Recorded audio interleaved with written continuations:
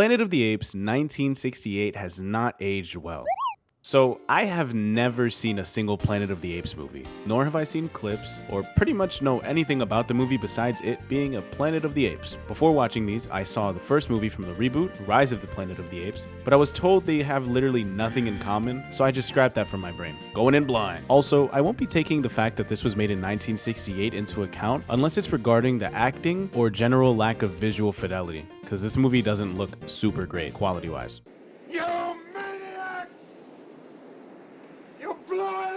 Because it was made in 1968. Generally, movies and screenplay have been able to persist throughout time, so the quality of the writing, pacing, and score should be judged fairly without having to take into account the fact that this movie is older than both of my parents. From unnecessarily elongated scenes to varying quality practical effects, here are my thoughts on Planet of the Apes 1968. The movie starts off with these guys on a spaceship, talking some techno-babble that made such little sense that me and my roommates had an actually argument about it for like 30 minutes. They say the Earth has aged several millennia or centuries. I don't know the difference, but pretty much within 3,000 years, they've only experienced about 6 months of space travel. They then pull a Walt Disney, I think, and freeze themselves in a cryogenic sleep until they're ready to land. Suddenly, they're awoken by a red alert. It seems that they're crash landing on the planet of nothing. There's nothing here. In fact, the first 30 minutes is just these three guys walking and touching grass and then walking some more. I understand this is supposed to entrance you into the general world and atmosphere, but it doesn't really age well. Or maybe it's just that my TikTok, Instagram Reels brain can't handle this without Subway Surfers in the bottom right. So there were originally 4 astronauts, but one of them died, so now there's only 3. But the only one you have to know is this guy, Taylor. He's a Sigma Alpha Giga Chad, is what you're supposed to think. But most of what he says in the beginning sounds like an emo kid from 2016 talking about how humans suck, and he doesn't care about being away from them. Your loved ones are dead and forgotten for 20 centuries. 20 centuries! Even if you could get back, they'd think you were something that fell out of a tree. I'm prepared to die. He's prepared to die. Doesn't that make you misty? I can't completely fault the writers though, because they didn't know they predicted what an emo kid from 2016 would sound like. There's just so much bullshit fluff in this entire movie. Besides just them walking for 30 minutes in the beginning, there are also scenes that go on way longer than they have to. There's this scene, actually, where you see them swimming, and you can actually just see their cocks dangling and shit, if you pause it, which I did. But I know they didn't even fathom the idea of pausing a movie in 1968. Like, these people were so unaware of what was coming that if you told them about Skibbity Toilet and Riz, I think they'd have an aneurysm. I think they could have done a little bit better at hiding their dicks though. That's just me. Not to keep mentioning this, but this is 30 minutes in, and there are still no apes in the movie titled Planet of the Apes. It's just been a shit ton of exploring a barren planet with an unbearable lack of talking. They talk for like 5 minutes, and the rest is just them walking. It feels like I'm watching a Google Slides presentation. After the whole 30 minutes thing that I keep bringing up, the humans eventually find a herd, a gaggle. What would you call a group of primitive humans? Oh, I'll just say a group of primitive humans. They find a group of primitive humans and make sly comments on how they'll be in control in no time. But suddenly the people are terrified and bam, apes on horses. Okay, I won't lie, this scene low-key goes hard in hindsight. The music flares up and it's kind of insane how good the apes look. However, I will say this might be gassed up to me because in the moment I was so elated to see the fucking apes finally. Up until this point it's just been Planet of the Rocks and Humans. And I bring this up because people walking into the theater know the name of the movie. If the apes were supposed to be a surprise, that would be different. But the movie is called Planet of the Apes. So I just don't understand why they tried to make this like a big surprise. Eventually, the apes capture the astronauts, killing one of them in the process, and the primitive humans. They also conveniently shoot Taylor in the throat, the thing that we need to speak. And speaking of that scene, I'm gonna take this moment to talk about the actual makeup effects of this movie. Some of it can't be understated, while some of it can be overlooked but can't go unmentioned for how poor it is. First of all, the biggest highlight of this entire movie, the biggest highlight of all of the movies, the ape effect. I don't know too much about how the movie was made and all of that, but John Chambers absolutely nailed this. In the entire movie, you can see the apes' expressions and just how varied they are, how nuanced these actors are able to make these apes react to things. The way it's done is a marvel, and truly it's brilliant. There are a few awkward parts about it, like how you can hear the muffled sound of them talking from the mask. Carnelius, if you have a moment today, I'd like to discuss this expedition of yours in more detail. Or the scenes where they kiss. Or the fact that you can sometimes see the mouth under the mask. That was funny. But this is all to be expected. Like, I get it. It's 1968. And I know I said I wouldn't be giving this movie any leeway as to the fact that it was 1968, but I mean, it's not like they could replace it with fucking CGI, right? This is the best they could do. I'm almost 100% sure this is the best somebody could do for a movie based around apes. And I'm surprised they even look this good. It's pretty much everyone who looks consistently good. This kind of gets ruined later on in the movies as you see more of the background characters get masks, but that's for the later videos. These effects are kind of the reason I kept watching each movie nonstop, even though my girlfriend kept asking me, why do I watch these movies if I don't like them that much? It's because of this, but I can't overlook some of the other effects. I'm not sure about the makeup effects of the late 60s, but they had to be better than this. This is just atrocious. The fucking director of this movie thought he could put red paint on this guy's neck and that would be good enough to show as blood. In fact, I know it's better than this because the movie shows that they can do better than this. With the ape masks, it looks so ridiculous I actually started dying laughing out loud. Back to the plot. Taylor's taken by an animal scientist named Zero. She's very important for literally the rest of the movies. She notices something off about him in that he seems smarter than the rest of the humans, but he was shot in the throat. How upsetting. He makes attempts at speaking, but they're all in vain because of the evil bad ape Dr. Zaius. Zero also has other humans in captivity, none of whom can speak or seem to elicit any kind of intelligent responses to anything. Apparently, they test on these humans by dissecting them, but besides that, humans are to be hunted according to the religion that all apes follow, which we'll get to later. She shows off Taylor to her husband, Cornelius, also very important, and he's mostly standoffish about it all. After a lot of the same stuff happening over and over again, like him trying to show he can speak, he finally takes a notepad and pencil very aggressively and writes something on it. He shows he's capable of at least communicating with them. So she takes him home to show Cornelius that he's indeed capable of communication, but he keeps brushing it off. This part is weird to me because he's very obviously having an intelligent conversation with them by writing on the notepad, but Cornelius keeps saying it's a trick. He keeps mentioning shit like it's a stunt. And maybe he is intelligent, but he's also crazy.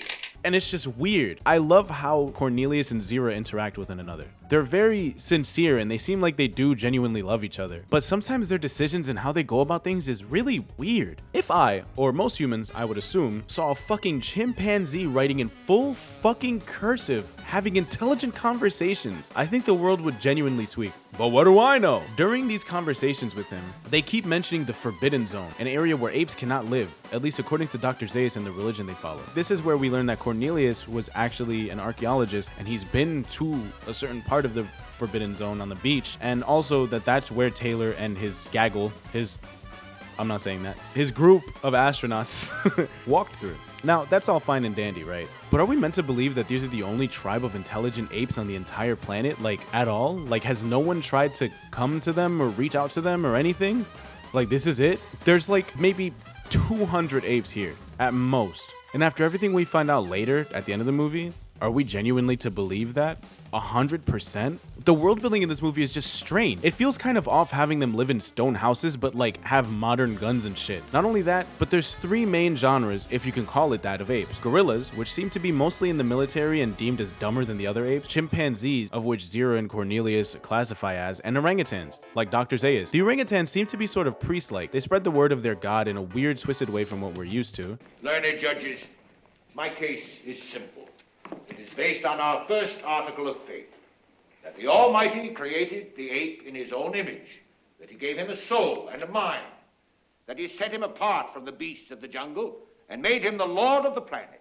They use religion to justify killing humans. They say humans are inferior and inherently evil. Therefore, they must all go extinct before apes can truly thrive. I bring this up because I have a point later, but I want to talk about this now because this is brought up at this point in the movie. Taylor escapes after being stuck in a cage with a primal human who he names Nova. He's swiftly captured after a very long chase scene with not so great music. In fact, most of the music in this movie isn't good. I know this is entirely subjective, so please feel free to get mad at me in the comments, but God, it's awful.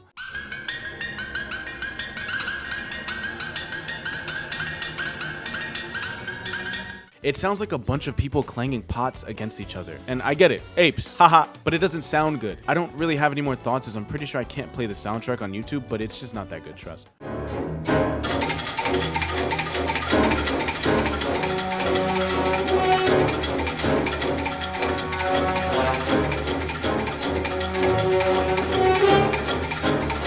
As Taylor's being taken away, he surprises the apes by finally speaking, his throat wound being healed. This scene was supposed to be cool, probably, but we only see their reactions for all of like 10 seconds before it cuts to another scene. This is the first time most of the apes have ever heard a human speak, and no one seems to care. I don't mind it, I just wish it was a little less anticlimactic. After a lot of talking, he's taken away for court to stand trial. How'd a bunch of monkeys swing that?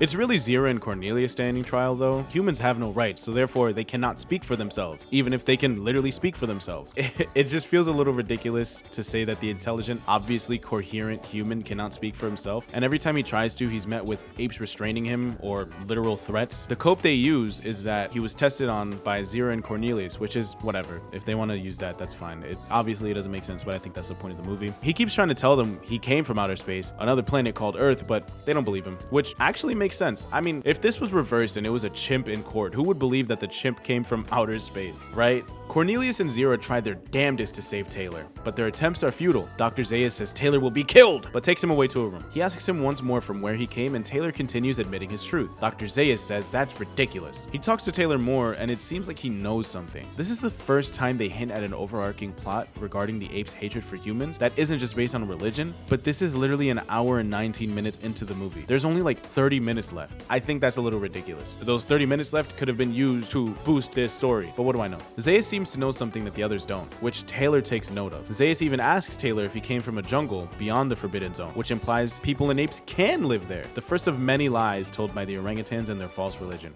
Cornelius and Zira stage a breakout for Taylor and his girlfriend Nova, using their nephew. I forgot his name, but I'm just gonna call him Jeff. Girlfriend, you ask? Why didn't you bring her up, Eonity? Are you that bad at making videos and understanding movie plots that you forgot as integral a character as the main character's girlfriend? You continue. Well, firstly, fuck you, I'm trying, man. But secondly, she has zero rhyme or reason to be here besides to have a sexy woman in the movie for people to ogle at. I guess she's also supposed to further his character, as he has one scene where he talks to her about missing people. A very big juxtaposition of his prior statements stating his happiness to be away from the human race. But that's pretty much the only scene we get where I can see his character shift for even a slight moment. And I think if they didn't have 30 minutes of fluff in the beginning of the movie, they definitely could have done a lot more with this, because this is an interesting plot. It's also a bit of an awkward scene. I'll just let it play. Imagine me needing someone. Back on Earth, I never did. Oh, there were women, lots of love making, but no love. Do you love me, I wonder? Can you love, I wonder?